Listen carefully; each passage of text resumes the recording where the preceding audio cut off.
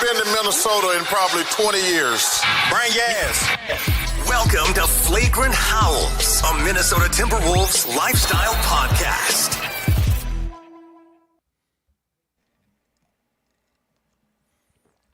Judd, Flagrant Howls, Game 2. Are you still speechless from all this? No. You are running the show tonight. You're the So I had the ball, and the shot clock ran out, and then we're both looking at it. I pulled the J.R. Smith. I forgot what the score was. I said, you bring us in. You run the show. I trust you implicitly. Man. This is the greatest. I'm empowering you. I trust you completely. And yes, there's no Phil because Phil is. I hope Phil, for his sake, is about 5 drinks in. I hope so too. Good cocktails because, wow, Kyle's going to join us shortly here. A lot to talk about, but you know what? Forget about it. Because I want to talk about something happy first. I want to talk about something. I want to talk about a place where you can get a good drink, where you can get great food. I want to talk about my good friends at Parlor Bar. The Parlor Burger, absolutely fantastic. The chicken sandwich, absolutely great. I've been telling you about the North Loop location, the St. Paul location. Well, I'm here to tell you now, they're out in the western suburbs. Ladies and gentlemen, I want to introduce you to their new Parlor location in Excelsior, a supper club, and also a regular Parlor Bar. The craft cocktail menu is fantastic. Excelsior, of course, is a great place to spend time in the summer, so check them out. Parlor Bar. You can't go wrong with the burger, can't go wrong with their food or drink. So that is the good news. Now the bad news. 2-0. They got to. OKC has to win 4, but man, at least with the Dallas games, like those were heartbreaking losses because they were close. The second half starts in these first 2 games, Dex, and I know that the Wolves made a run tonight. Like I know in the fourth quarter they did get closer, but it feels like we are watching at least these first 2 games when it matters most. We're watching 2 teams on very different planes. At least that's my expert analysis, as opposed to a year ago when it's like Kyrie and Luka were causing you problems. Right. Shea's really good. Don't get me wrong. He's a fantastic player, but it's more than just one guy. It's more than just two guys. OKC feels like as the kids like to say, a wagon. Yes. It was a track meet, and they just, I actually thought in the first half, yes, there was similar things that happened in game 1, but the bench showed up a little bit. Anthony Edwards had a nice start in the first half. And even though the Wolves had their moments and there was some effectiveness with shooting the basketball, they were still down 9. The last 20 seconds of the first half kind of basically segued how the next 2 quarters were going to end. And they just can't keep up. That's how I'd look at it. They can't keep up. There's been some, had a better night tonight. But they physically cannot keep up, and they have really no answer for a smothering defense in the OKC Thunder. It was another brutal spot for the Wolves to be in. We'll bring in our guy, Kyle Tigey here. Kyle, I don't know. What's up, guys? I don't know if you want to blow the whistle again, but anything you can to get the Timberwolves started, I'm for it. But Wolves fall again in game 2, 118-103. Yeah, a charge, I guess, in the garbage time kind of minutes at the end, but a similar feel, man. Just they can't really seem to keep up with OKC. Yeah, that fourth quarter is like going to be one to rewatch because a cynical person would just say that OKC had the game under control and the Wolves, you get a lot of fake comebacks in the NBA. And I guess my question tomorrow, if we rewatch it, will be, was that a fake comeback or did you maybe find some stuff? Because they did kind of play Jaden more at the 4 and Nas at the 5, and you give up size, and Chet kind of dominated around the glass and had those couple dunks. But they did find a solution by playing Nikhil and Jaden at the same time out there with Ant. You have 3 really, really good defenders. I think it kind of forced the ball to Shea's hand more. But the problem is then Shea just got the ball to J-Dub or Chet or Cason Wallace or one of the other very, very smart draft picks that Sam Presti has made, and they hit all their shots. So I don't think you should be surprised. This OKC team is really, really good. Again, you don't lose 14 games over 7 months if it's a fluke. But I guess the Chris Finch, Anthony Edwards, Julius Randle powwow that they're going to have is like, can you play? Because the one thing, whether you hate OKC or not, you hate the officials or the whistle, all stuff, OKC just plays that hard all game. And The Wolves, that's not how hard they play all season. Like they pick their spots. They're a little more deliberate. They're not a top 5 in pace type team. So can you play balls to the wall for 48 minutes like they kind of did for that last 12-minute stretch? Again, it was garbage time. I'm with you, Dex, but they did outscore them 32-25. I think that might have been the second quarter they've won this series. So maybe there's something there. Maybe you can bottle that up, but you do have to play almost flawless basketball to beat what might go down as a really historically good team. And that is not something, flawless basketball is not something the Timberwolves have done basically all season. So let's talk about I think what's probably going to be the major story if there's just storylines on players, and that is Julius playing 32 of the first 36 minutes in this game, Kyle. And then the fourth quarter, he's benched. Does not play again, walked off the floor. Looked like he was fine. As brilliant as he was in the first half in game one, tonight, 2 for 11 from the field, 6 points. To your point, Chris Finch clearly thought he found something in the fourth quarter that he felt worked. But that being said, I don't think that there's a formula to say, okay, I found something that's not going to include Julius playing. So where do you think that this goes from here? Because that seemed like a very drastic thing. And I certainly don't think that is a full-time fix to say, well, we're just not going to play a guy who throughout the playoffs, the first 2 rounds, arguably, I think, was your MVP above Ant possibly in the playoffs. Yeah, it kind of goes back to that balls to the walls energy. Like they were playing so up-tempo, hyped up on caffeine in that fourth quarter to try to claw their way back and defend. And that's just not something, again, with Julius. Julius does like to kind of methodically pick his spots, read the coverages a little bit more. I'm just curious, as I'm kind of like all over the place looking at box scores and Twitter.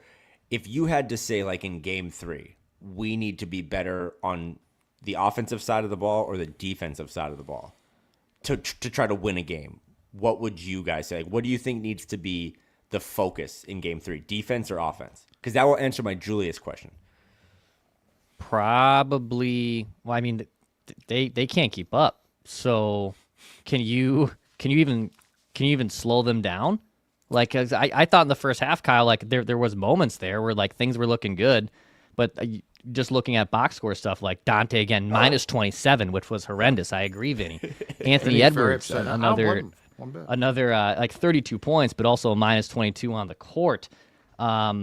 I don't think, can you just crack the code of defensively of the Thunder? I don't think you can. So I'm at a loss for words because I just don't know what you can really counterpunch here and try to now win 4 of these next 5 games. Yeah, they have a very steep hill to climb. I mean, there is the old saying, right, that the series doesn't start until the home team loses, and maybe that's your motto as you fly back from OKC to Minnesota. But to answer Judd's question about Julius, like I guess we'll hear Chris Finch postgame, but I wonder if he didn't play Julius in the fourth quarter. I mean, if you sit Julius Randle for as good as he's been, I mean, he's been the offensive catalyst. Correct. I wonder if he sat Julius because he's like, I'm just going to play a more switchable. I mean, a lot of the times it was Dante who was really bad. Also, let's just get this out of the way really quick because I saw the comments. I saw the tweets. Like, Mike Conley, get him off the court. He was a plus 14 in a game that you lost by 15. So probably not a great answer as well if you're like, hey, we got to get more from the 37-year-old point guard who's been in the league for 18 years.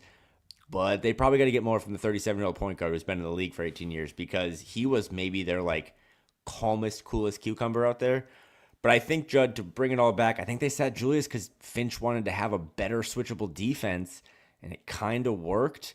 But you also can't not play Julius because Julius does get guys open shots. But correct. Yeah, the box score up and down, the big one that just you're going to wake up tomorrow feeling hungover is like Dante DiVincenzo, 22 minutes, minus 27. Did hit a couple threes early, but he just isn't really giving them anything. And I also think he led the team in turnovers. So here's my issue with this entire thing, okay? Like, we can all agree, you guys, the viewers right now, we can all agree. OKC is clearly the better team. They have more talent, top to bottom. There's no question. Okay, so that's a starting point. But I also think it's important to point out that after the first 2 quarters of game 1, the Wolves led by 4. Tonight, they trailed by 8 Now, again, they sort of coughed it up at the end. It should have been closer. But the point is, the first half of both games were relatively close. Furthermore, the Timberwolves tonight, before it went sideways completely in the third quarter, the Timberwolves were doing a good job, I thought, of finally asserting themselves and getting into the paint. Like they were finally, because you can't just say, oh, you know what, Thunder are good in the paint, we're not, see you later. That's not, first of all, it's not true. Second of all, you can't just sacrifice that. And Ant drove, I think he had, if I'm not mistaken, 7 drives in game 1. I guarantee you it was way more tonight. I actually like some things about his game. But that being said, so here's my conundrum though. In the third quarter of game 1, you gave up 32 points. In the fourth quarter of game 1, you gave up 38 points. As a whole, in the second half, you were outscored 70-40. Tonight, the fourth quarter, you actually came back and were far more competitive, but you gave up 35 points that killed you. So how do you figure out a way, like that's ridiculous. It's not like you're getting your ass kicked the entire game, but when they go on these surges, you just get buried. So what is the answer? And I guess my follow-up is it can't be, well, they're just so good, we can't do a thing. Like, first of all, you're in the playoffs. Second of all, that's not a response. So how do you assert yourself for 4 quarters to at least give yourself a chance? Because it feels like the game is getting away in these spurts, and tonight it was 1 quarter that buried you. Yeah, it's a great question. It just kind of goes back to, I mean, no one on this thread or listening to this wants to talk about how great OKC is, but like you're starting to kind of see it. If you didn't watch them all season, like they are that type of team where, I mean, not to constantly make you guys talk about football on a basketball pod, but if you take a play off, they can go 80 yards in one play. And you saw it tonight where it's like they force a couple steals and then they don't just want to get the ball. Like they want to get the ball and go. Like they want to get in transition. They have a bunch of athletes. Chet will get out. They play a lot of Chet at the 5 in this series where they played Chet at the 5 almost never in the last series against Jokic because they kind of know they can do it because they're not scared of Rudy. I think they're okay with Julius taking those long, 18, 20-second post-ups. So they only turned the ball over tonight, Minnesota 14 times. Like if you do go like look at the team stats tab of ESPN, like they did a lot of stuff better tonight. Pretty much a wash, rebounding 42-41. They did a lot of stuff better than game 1 outside of shooting. You're like, oh man, they shot 11 for 39 from 3, 28%. Well, the Thunder shot 27%. So again, like if you're Chris Finch, you're probably going to have to make, I thought this was the last game that Chris Finch could probably, and I'm a Chris Finch guy, but that you can be like, okay, 8 starters, again, box score, they played 8 guys, that's it.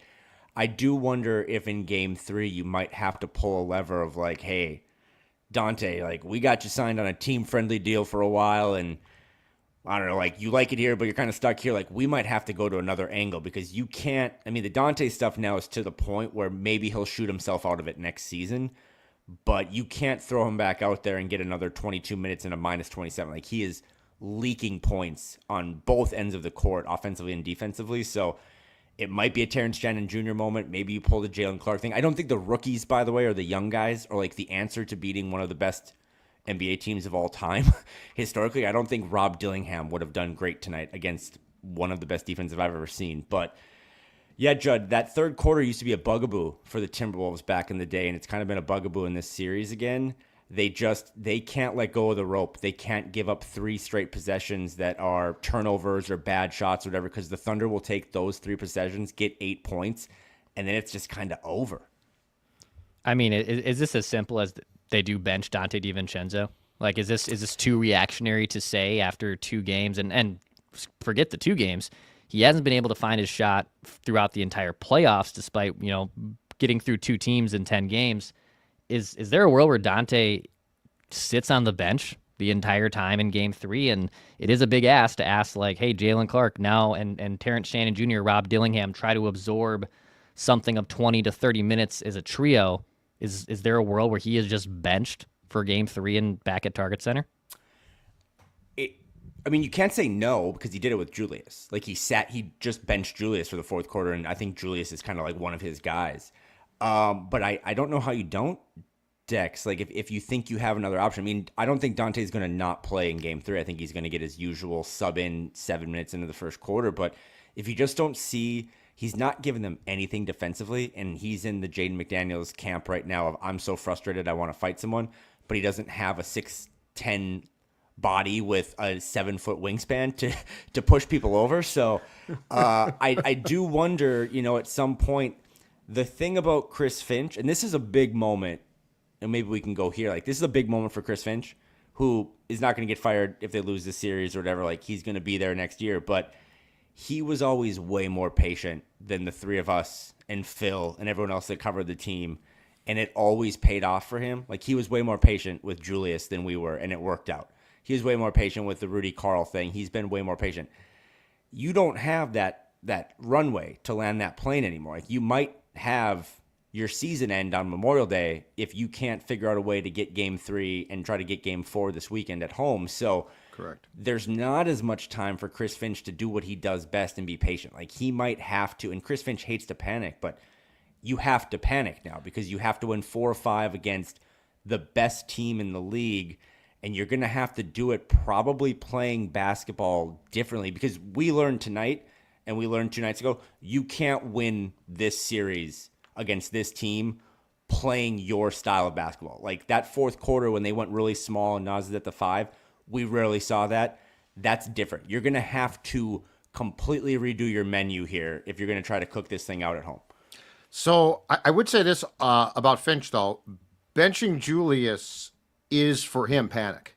Like to me, that's for sure. Yep, that's him. Like, oh my God, I can't play. Like, because that, to your point from before, that's his guy. That's one of his guys. So I do think that he showed signs of panic.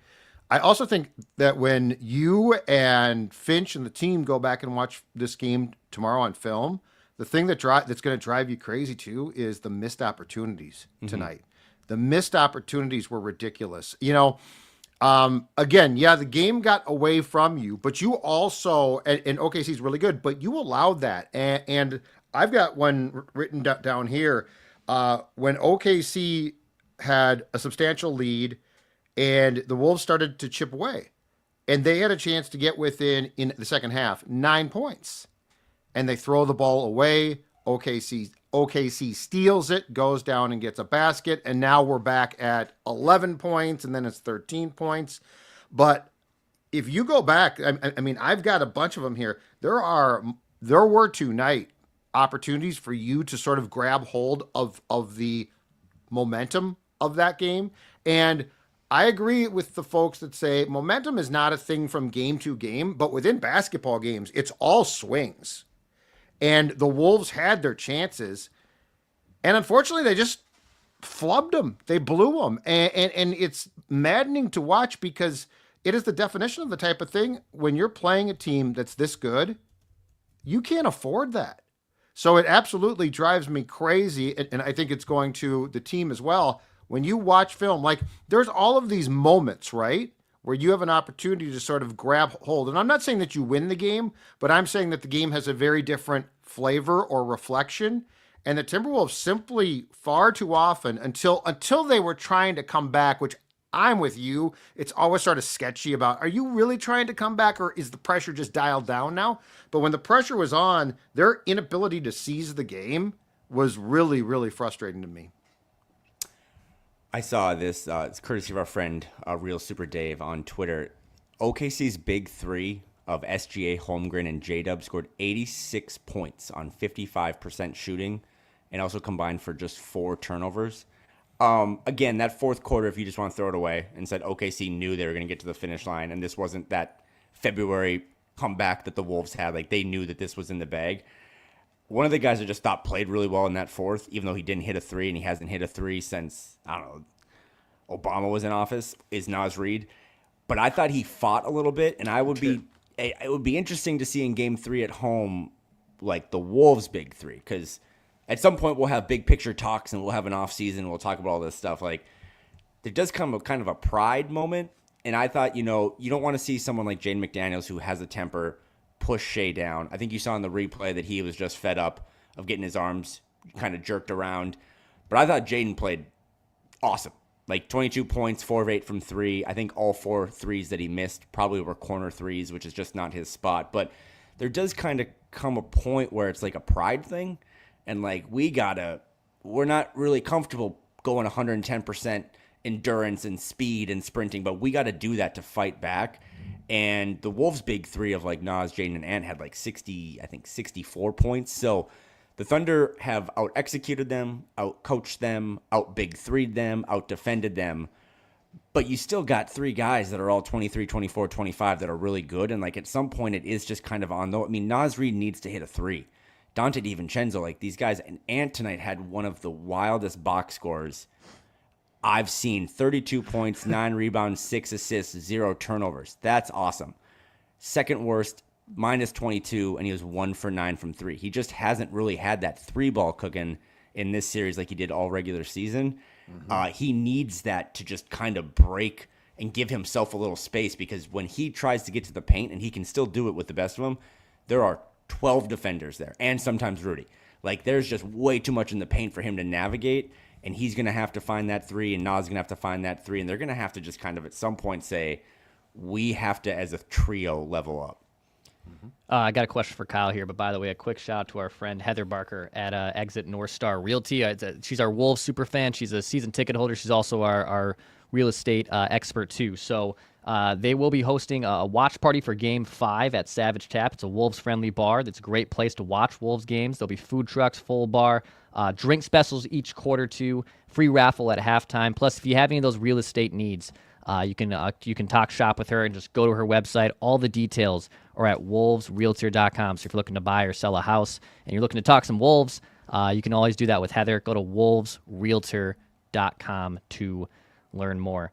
Kyle, so Rudy in the first game, only played like 20 minutes or so, but was effective from at least a plus-minus standpoint. Tonight gets 30 minutes, so he gets more run.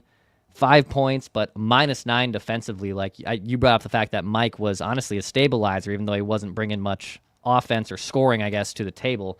What did you make of Rudy? Because to me, he felt pretty non-existent. Sometimes I don't jump on Judd's hockey show much anymore with Judd, but sometimes in hockey, at least, to make our cross-sport analogies here throughout Flagrant Howls, if you're not noticeable in a hockey game, it actually could be a good thing because you're not putting yourself in bad positions. I mean, I haven't even like noticed Rudy Gobert outside of, the classic Rudy crab claws where he can't, find the damn basketball. What did you make of Rudy tonight in Game 2? Dex, I don't want to sound like Doogie here, but like, could you look this up for me? I don't know what time Gray's is open till. But as soon as Finch lands, he's going to go there and have a couple beers, because I would imagine that is the one topic for him that he doesn't have an answer for. Because on one hand, like, Rudy is your stabilizer, right? Like, without Rudy Gobert on the court, as awkward as he can be at times, like, when he's out there, teams embrace, like, the never mind thing. Like, they're like, we don't want to go to the rim all the time. Like, he is still really good. We don't want to pull him out on the perimeter because he's shown he can defend. But, man, I don't know if there's a worse team, and this might be a little hyperbolic, that Rudy Gobert has ever played in his career that is worse for him than this OKC team, with the way they are handsy and the way they just dig in and they slap and they foul. And again, the fouling thing, whatever, but he's already not the greatest with the ball in his hands. And then for him to just, anytime he gets the ball, whether he's like rim running, he's going down the middle, they just swipe at him. And a lot of times they get the ball. So I thought after Game 1, Finch should have played him more. He played him more tonight. Again, Game 1 was the lowest amount of playoff minutes Rudy'd ever played in a game since coming to Minnesota. But tonight, again, yeah, he leads the team with 9 rebounds. He was only a -9, again, in a game that was out of hand for most of it. But, like, the 5 points, he just can't do against this team what he did against the Lakers. And that sucks. And I don't know if that's a big picture thing. I don't know if you talk about that, is the NBA evolving? This is earlier today, he gets second team all defense, right? Like, he's one of the 10 best defenders in the league again. But he's not going to give you 24 and 20. Any game against this team. And if that's not going to happen, maybe that's, to Judd's point earlier, that's how you get Julius back out there. Maybe you just hope and pray that your new trio front court is like Jaden, Julius, and Nas in in a segment of 2 at all times. But I came away from this game, and maybe I'm overreacting, I don't know what Rudy can do in this series. play defense, but like if he's not giving anything offensively, Right. I would probably just take my chances with Jaden at the 4, Nas at the 5. It's weird though too, because if you take him off the floor, so if he's played off the floor, unlike the Lakers and Warriors, Golden State can still go big with two guys. And Hartenstein, in my opinion, I love that guy. I love that he's that little teardrop he's got, that shot he's got is fantastic. But they talked about this on the telecast, and it comes back to Gobert a bit too. One of the things I found was most interesting, because in some ways it worked until it didn't, and I think that's going to make sense when I explain it, was the zone defense that the Wolves played, which actually had some effect, aside from the fact that it left a soft spot that OKC, which must be incredibly well coached, exploited instantly. So, like, there's a lot of things. I wonder, it feels like there are adjustments that the Wolves have to make to give themselves a chance. Yes, it would help if Nas could go back to hitting a 3, if Dante could hit a 3 or just not play, and if the Wolves didn't start to hyperventilate. This is another problem. When OKC goes on its runs, because it's so frenetic, the Wolves are like almost up against the wall, like, oh my God, right? But I thought that the zone defense was a really interesting thing, because you could see in some ways it was working, but every time the Thunder would find that soft spot, or it felt like a lot of times, the Thunder would find that soft spot and exploit it. And so, yeah, they wouldn't get a 3, but they consistently got 2, and it went down the drain from there. Denver unleashed a zone against OKC, and it gave them real problems. And if you didn't like follow Nuggets Thunder, that 7-game series, that was one of the talking points. One of them was how good Jokic was. The other was how good Shea was. And then the third one was like Denver kind of debuted something that OKC wasn't super ready for. Actually, the Wolves kind of debuted it months ago when they had that comeback. They kind of threw a little zone at them, and it gave OKC major fits, and they did it without Ant on the court. And it was a lot of the young guys. So, I mean, again, I know that you're probably thinking, why not try that again? Well, OKC solved that in the last round. And then tonight you did see Finch go to it. Yep. And I just imagine, again, Judd, like if you can put your coaching hat on, or Dex put your coaching hat on, the Wolves want to play like man-to-man switching defense and really make you feel them. Zone, you are sitting in it a little more. So it's got to kind of be like, not a chicken or egg thing, but we have this thing that has kind of been our identity, right? Like we always think about the prison ball game against Denver where they just made you feel them. And that's what you saw in the fourth tonight with Na and Jaden and Ant all being out there pressuring 94 feet. But that zone was really good. And if you're going to have Rudy out there, maybe that's the answer. I just wonder if Finch worries about, and this is no knock on Ant, who has given it his all, like when Ant's not engaged on ball, he does kind of fall asleep.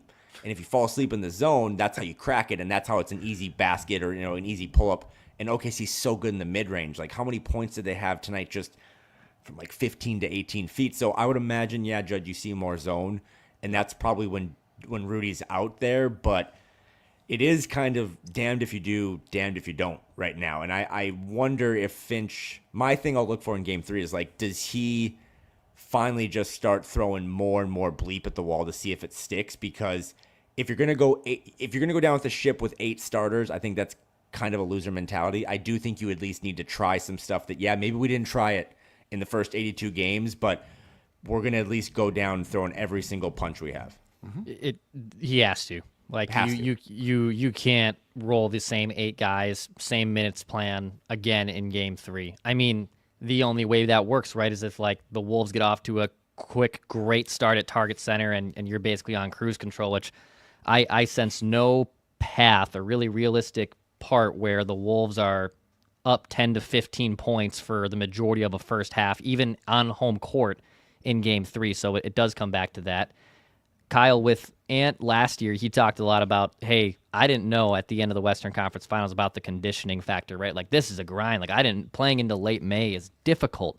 And he, may have battled more of an ankle injury in Game 1, but tonight, to your point with the weird box score he has, I don't think this is a conditioning thing for Ant, and I also don't think that Ant isn't trying.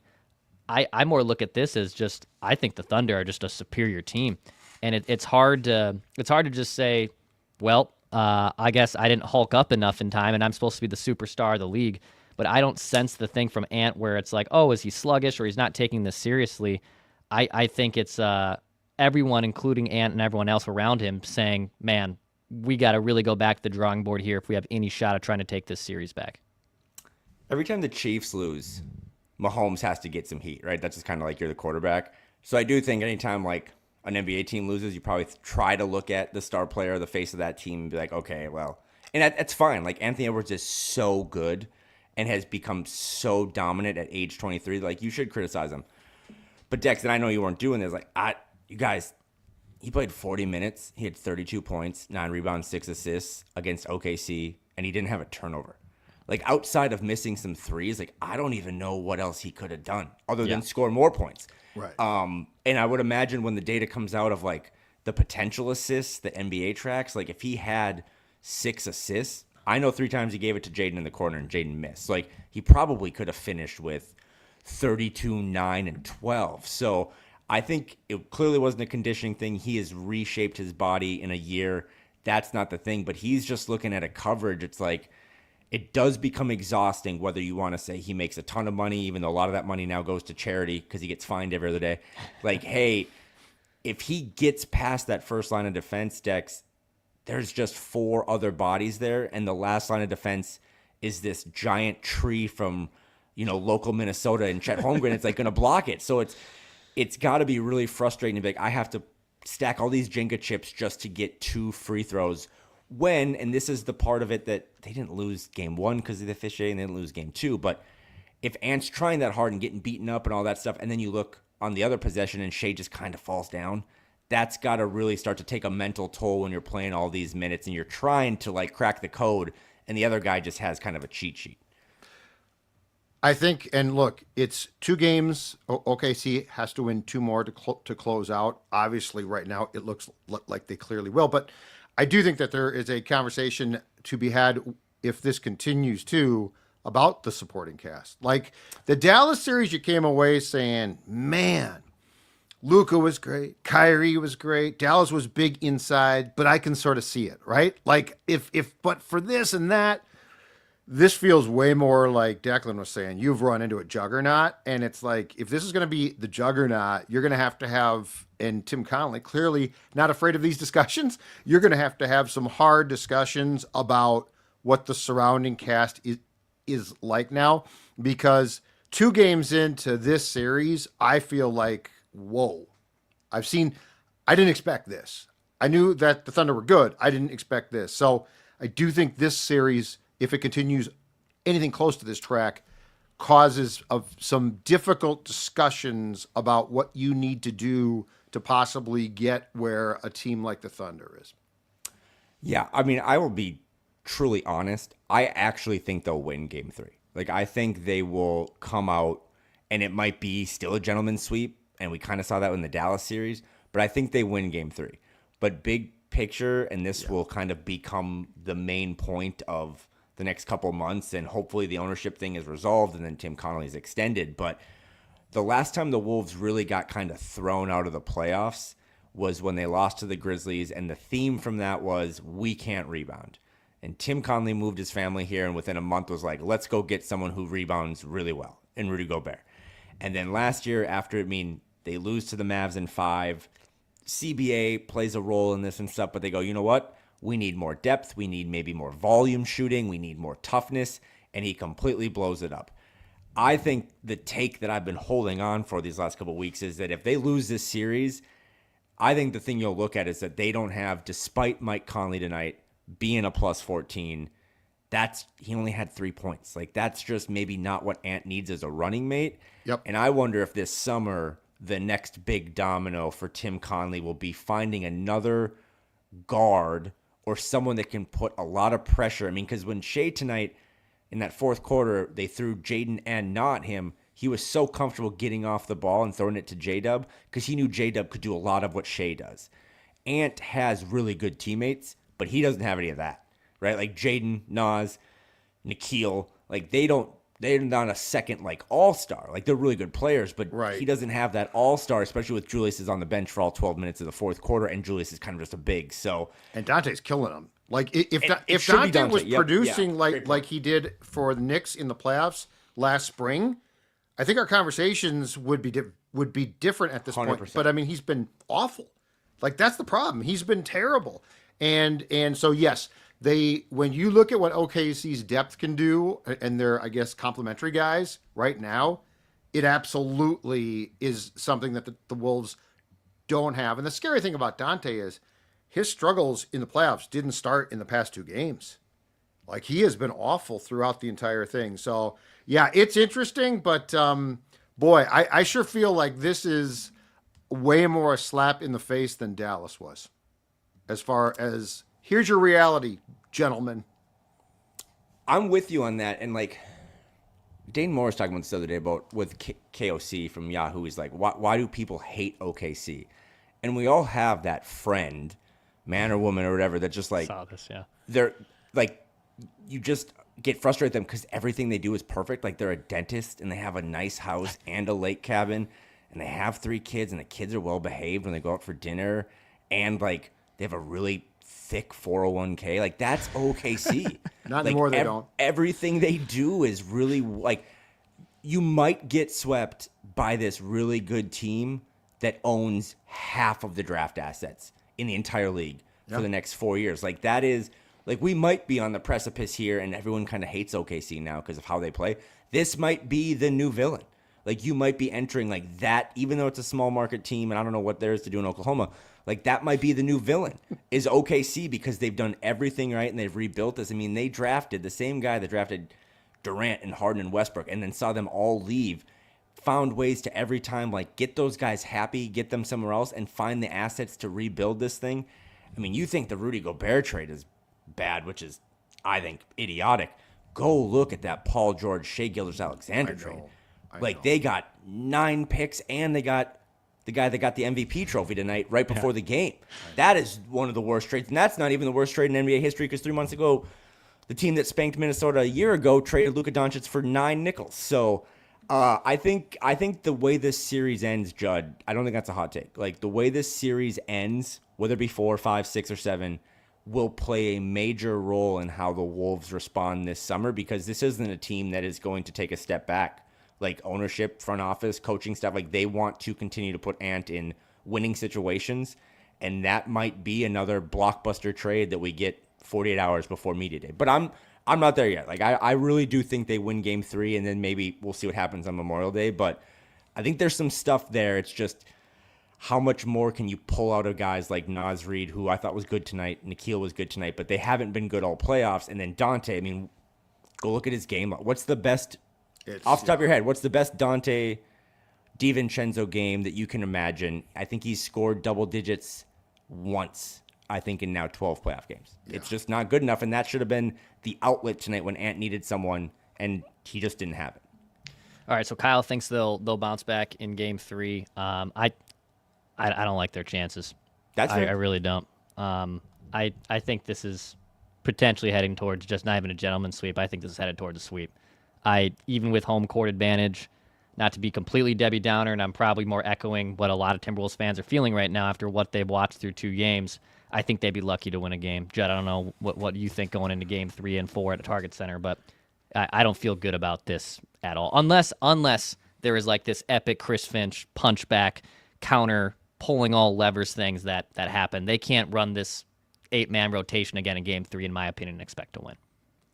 I think they have an opportunity to win game 3. I certainly am not going to talk about a series win because I just don't see that. But I think they have an opportunity.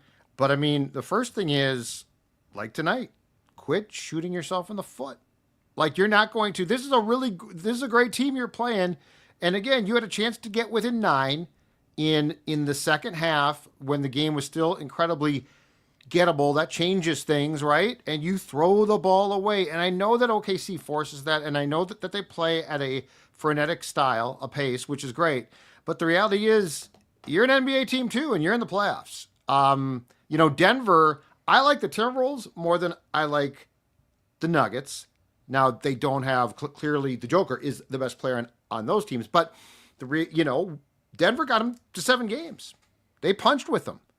Right now, the Timberwolves have, through 2 games, they haven't punched with them. So there is, I'm not dismissing this. Like, to me, I'm disappointed, and I do expect a counter of some sort. Now, if you lose with a counter, you'll lose. But, the second half in game 1, the third quarter tonight are inexcusable. Like, that's on you, too. So I guess my frustration lies in, I think that you can win game 3, but you got to stop being dumb. You got to start making shots. I mean, my God, it's not too much to ask Naz. I believe Naz is 0 for 10 in the first 2 games from 3. It's not too much to ask Naz, who we've all seen make a ton of 3-pointers, to knock down a couple 3-pointers. So I respect what Dex was saying. I was trying to do the math on the fly, which is not a good thing after you had a margarita. Oh, don't ask us to. Phil's got a chance. Yeah. But if you go look, so they swept the Grizzlies, and then they went 7 against the Nuggets, and now they're up 2-0 on the Timberwolves. And big picture, like, the Wolves have to win a game in OKC if they want to make the finals. Like, that's just common sense. However, if you look at the Thunder road home splits, I think their point differential, again, the Grizzlies series was kind of like boosted their stats a little bit, but I think their point differential at home and their wins is like 22 points. Like, basically they're winning every home game by over 20 points. And on the road, I mean, 2 of their 3 losses came on the road in Denver, right? Like, that's kind of where they slipped up. And on the road, they're just a different team. And again, I'm probably grasping at straws here a little bit, but I'm very much of the mentality of, like, I'm not really worried about how you win the series. I'm worried about, can you win game 3? Like the Bill Belichick on to Cincinnati thing. So can you win game 3 against a team that is vastly different on the road than they are in what is kind of like a college atmosphere? I mean, everyone that was there tonight covering it locally was like, this is the loudest arena I can remember. So they are a different team when they have to travel than when they are at home. That would be something I would lean into. Nikhil had some great quotes post-game about talking about how you have to kind of, this is a boxing match and you need to be ready for all 4 rounds. So I get the cynicism. I get being like, that's a wagon, and I don't know how our team can even keep up with that wagon. But I think there's enough, maybe some pride mixed in, maybe some home cooking, where like on Saturday, you get this thing to 2-1, and I think we start having different conversations, right? I mean, if it's 3-0, it's completely over. Yeah. But if you get this thing to 2-1, right, I think there is some sliver of hope there that you can start to build on and be like, okay, like, let's stick to that stupid mantra of the series doesn't start until the home team loses. Like, let's see if we can get this thing to 2-2 and figure out what happens. But the Timberwolves are good enough. They're good enough to dictate some terms. And in my opinion, so far, they've dictated no terms. Yeah, that's fair. And so, like, if you can get here on Saturday and dictate some of the terms, I think you've got a shot. But that starts with playing smart. That starts with not, you can't have a turnover at an inopportune time. I know they cut down tonight on them as a whole, but they still had some stupid ones. So, yeah, if you can take the game to them just a little bit and punch back figuratively, I think that you've got a chance. But I'm curious to see if they can, and I'm curious to see if certain guys can start to shoot well, because it's gotten to a point now where you sort of just throw up your hands and say, if you can't make a shot, you're dead. So I thought in the fourth quarter, if you go back and watch, we've watched this team now almost 95 games, all 3 of us. They looked really mad. And like the Jaden foul thing is the obvious one. He just pushes Shea over. He said post-game that Jaden McDaniels said, quote, "I just wanted to foul him. I wasn't even mad. I just had fouls to use." That's a very Jaden McDaniels response. But Nas was talking a little bleep. Like, you saw them with a little fire in their eye. And again, you're getting spanked on national TV. You're down 20 again. But to me, it's like, can you bottle that up and play angry at home on Saturday?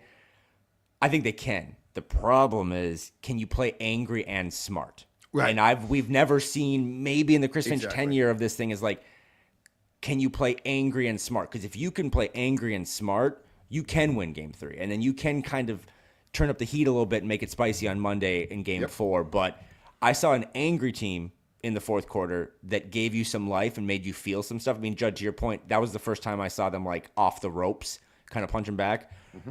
But then they also did some of the dumbest bleep I've ever seen. So can you play angry and can you play smart on Saturday in front of your fan base instead of being on the road? Exactly. Kyle Teige, Judd Zolgad, Declan Goff here on Flagrant Howls. We will be back for Game 3 at Target Center on Saturday night. Kyle, forgive me here. Are you coming into town? Are you covering that? You staying back home on the West Coast? I am coming back. I did. There was one flight to OKC from Portland, and it happened on Wednesdays, and I had to detour through the Caribbean.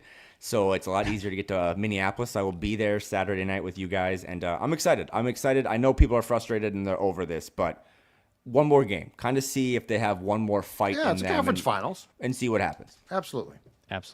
We'll also have a Feedback Friday tomorrow on Nice. Flagrant Howls, too. Judd and I will break down some of the comments. So if you have anything you want answered on that episode, you can drop a comment on the YouTube side or tweet at us. Just, send us a message on the Score North app also works, too. So for Kyle, for the Sports Dad here, this is Flagrant Howls, your favorite Timberwolves lifestyle podcast.